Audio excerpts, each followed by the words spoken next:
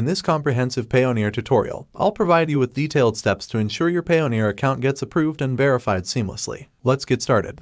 Initiate the process by logging into your Payoneer account. Once logged in, locate your profile icon on the right side of the screen. Click on it and choose Settings from the menu.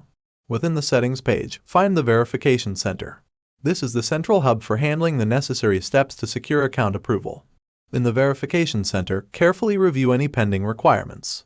For instance, you might see a notification about a required government-issued photo ID.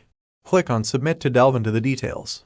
Upon clicking Submit, you'll be redirected to a page outlining the reasons for document submission. Read through the conditions meticulously. Select the relevant document, such as a national ID.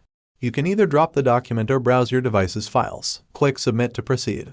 With the submission complete, it's time to exercise patience. Allow the system time to review and approve your document. Once approved, your Payoneer account will undergo automatic verification.